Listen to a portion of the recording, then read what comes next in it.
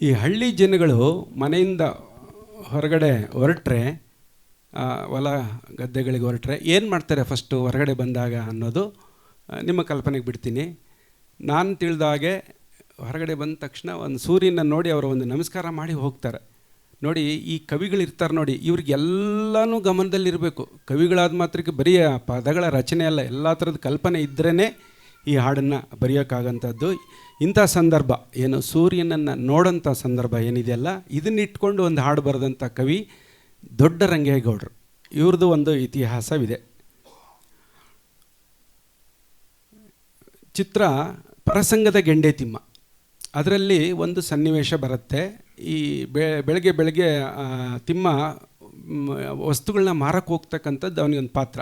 ಅವನು ಕುಣ್ಕೊತ ತೊಡರ್ಗಾಲು ಬಡರ್ಗಾಲು ಅಂತ ಅಲ್ಲಿ ಬರೆದಿದ್ದಾರೆ. ಹಂಗೆ ನಾನು ಇದುವರೆಗೂ ಒಂದು ಮಾತು, ನಾನು ಎಲ್ಲ ಈ ಪುಸ್ತಕದಲ್ಲಿ ಇರೋದನ್ನೇ ಉಪಯೋಗ ಮಾಡ್ತಾಯಿದ್ದೀನಿ, ಸ್ವಂತವಾಗಿ ಹೇಳಿರೋದು ಭಾಳ ಕಡಿಮೆ.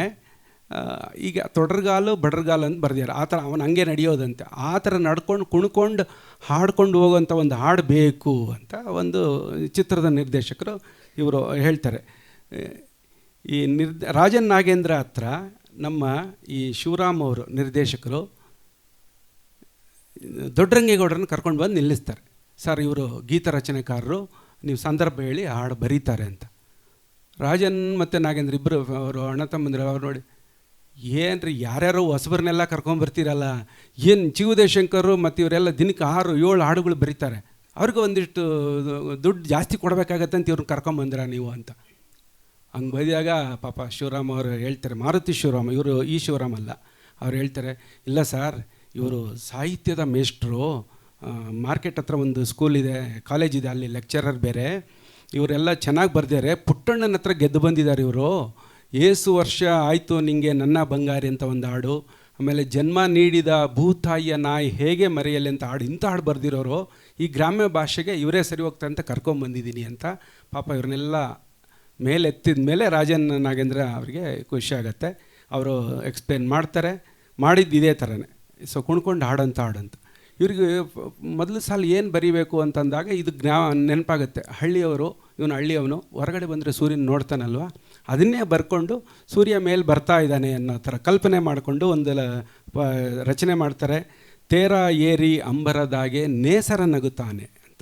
ನೋಡಿ, ಇಷ್ಟು ಬಂದಾದಮೇಲೆ ಉಳಿದಿದ್ದನ್ನೆಲ್ಲ ಚರಣಗಳು 3 ಚರಣಗಳಿದ್ದಾವೆ. ಇಲ್ಲಿ ನಾವು ಸಿನಿಮಾದಲ್ಲಿರೋಂಗೆ 3 ತೋರಿಸ್ತಲ್ಲ, 2 ಮಾತ್ರ ತೋರಿಸ್ಬೋದು. ಅವರು ಗುಡ್ಡ ಬೆಟ್ಟಗಳನ್ನೆಲ್ಲ ನೋಡ್ತಾರೆ. ಅಲ್ಲಿ ಹಳ್ಳಿಲಿದ್ದಾಗ ಇವರು ಹಳ್ಳಿಯಲ್ಲೇ ಹುಟ್ಟಿ ಬೆಳೆದಿರೋರು ಇರೋದ್ರಿಂದ ಏನೇನು ನೋಡಿದ್ರೋ ಅದನ್ನೇ ಅವರು ಬರ್ಕೊಂಬರ್ತಾರೆ. ಗುಡ್ಡ ಬೆಟ್ಟ ಮಾತಾಡ್ತವೆ ಎಲ್ಲಾದರೂ ಇಲ್ಲಲ್ವಾ, ಗುಡ್ಡ ಬೆಟ್ಟ ಮೌನ ಅಂತ ಬರೀತಾರೆ, ಆದರೆ ಮತ್ತೆ ಹಾಡಾಡ್ತವೆ ಅಂತ ಬರೀತಾರೆ ಅವರು. ಯಾಕಂದರೆ ಇವರ ಒಡನಾಟ ಆ ಥರ ಅಷ್ಟು ಚೆನ್ನಾಗಿ ಇರ್ತಿತ್ತು ಅನ್ನೋದ್ರ ಬಗ್ಗೆ ಬರ್ಕೊಂಡು ಈ ಹಾಡನ್ನೆಲ್ಲ ಸೃಷ್ಟಿ ಮಾಡ್ತಾರೆ. ನಿರ್ದೇಶಕರು ಹೇಳ್ತಾರೆ, ಅವನ ಜೊತೆ ಒಬ್ಬ ಹುಡುಗ ಕುಣಿತಾನೆ, ಅದು ನೆನಪಿರ್ಲಿ ಅಂತ.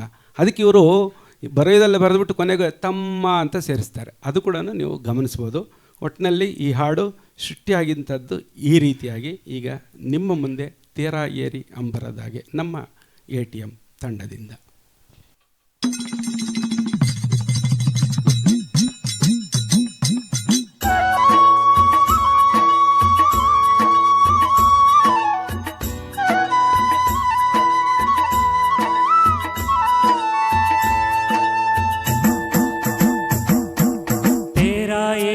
ಅಂಬರದಾಗೆ ನೇಸರು ನಗುತ್ತಾನೆ, ತೇರ ಏರಿ ಅಂಬರದಾಗೆ ನೇಸರು ನಗುತ್ತಾನೆ. ಮರಗಿಡ ತೂಗ್ಯಾವೆ ಹಕ್ಕಿ ಹಾಡ್ಯಾವೆ, ಮರಗಿಡ ತೂಗ್ಯಾವೆ ಚಿಲಿಪಿಲಿ ಹಕ್ಕಿ ಹಾಡ್ಯಾವೆ. ಬೀರ್ಯಾವೆ ಚಲುವ ಬೀರ್ಯಾವೆ, ಬಾ ನೋಡಿ ನಲಿಯೋಣ ತಮ್ಮ, ನಾವು ಹಾಡಿ ಕುಣಿಯೋಣ ತಮ್ಮ.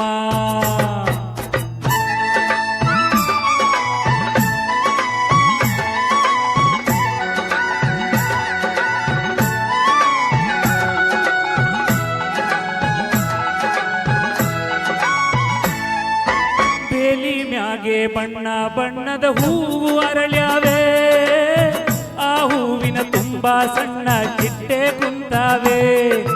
ಬಾಗಿ ಬೀಗಿ ಅತ್ತ ಇತ್ತ ಬಾಳೆ ಬಳುಕಾವೆ, ಆ ಬಾಳೆ ವನವೇ ನಕ್ಕು ಕಣ್ಣು ತಂದಾವೆ. ಕುಂತರ ಸೆಳೆವ ಸಂತಸ ತರುವ, ಕುಂತರ ಸೆಳೆವ ಸಂತಸ ತರುವ, ಹೊಂಗೆ ಟೊಂಗೆ ತೂಗಿ ತೂಗಿ ಗಾಳಿ ಬೀಸ್ಯಾವೆ. ತೇರ ಏರಿ ಅಂಬರದಾಗೆ ನೇಸರು ನಗುತ್ತಾನೆ, ಮರಗಿಡ ತೂಗ್ಯಾವೆ ಹಕ್ಕಿ ಹಾಡ್ಯಾವೆ, ಮರಗಿಡ ತೂಗ್ಯಾವೆ ಪಿಲಿ ಹಕ್ಕಿ ಹಾಡ್ಯಾವೆ.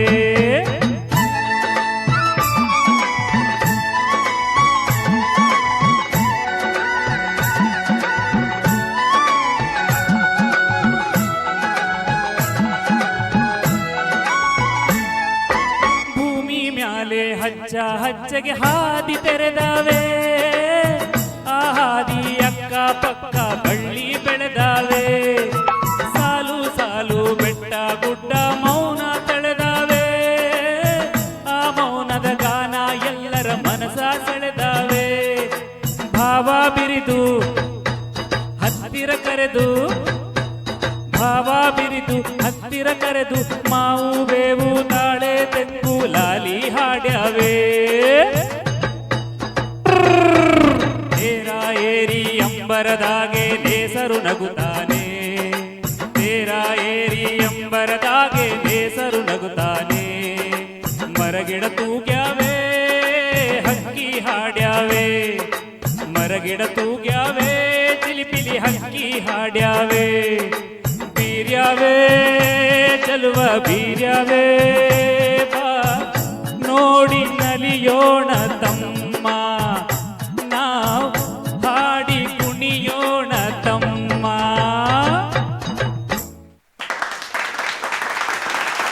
ಇನ್ನೊಂದು ಮಾತಿಲ್ಲಿ, ಸಿನಿಮಾದಲ್ಲಿ ನೀವು ನೋಡಿದರೆ 3 ಚರಣಗಳಿದ್ದಾವೆ, 3 ಚರಣಗಳು ನೆನಪಿದೆ ಯಾರಿಗಾದರೂ? 3 ಚರಣಗಳಿದೆ.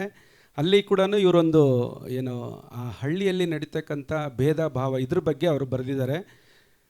ಭೇದ ಭಾವ ಮುಚ್ಚುಮರೆ ಒಂದು ಮಾಡ್ದೇನೆ, ಆ ಸೂರ್ಯ ಒಂದೇ ಬೆಳಕ ನಮಗೆ ನೀಡಾನೆ, ಗಾಳಿ ನೀರು ಎಲ್ಲ ಕೊಟ್ಟು ಜಗವ ನಡೆಸ್ಯಾನೆ, ಆ ಸಿರಿಯ ಹಂಚಿಕೊಂಡ್ರೆ ಬಾಳು ಸವಿಜೇನೆ ಅಂತ ಈ ಸಾಹಿತ್ಯವನ್ನು ಬರೆದಿದ್ದಾರೆ. ಇದನ್ನು ನಾವು ಸಾಹಿತಿಗಳಿಗೆ ಕೊಡುವಂಥ ಗೌರವ ನೆನಪು ಮಾಡ್ಕೊಂಡಿದ್ದೀವಿ. ಧನ್ಯವಾದಗಳು. ನಮ್ಮ ತಂಡದ ಉತ್ಸಾಹಿ ಗಾಯಕರು ಪ್ರಸನ್ನ ಕುಲಕರ್ಣಿ ಅವರಿಗೆ ಪ್ರೀತಿಯ ಧನ್ಯವಾದಗಳು. ನಮ್ಮನ್ನೆಲ್ಲರನ್ನೂ ಕೂಡ ಕುಣಿಸುವಂಥ ಹಾಡನ್ನು ಹಾಡಿದರೆ ಅವರಿಗೆ ಜೋರಾದ ಚಪ್ಪಾಳೆ.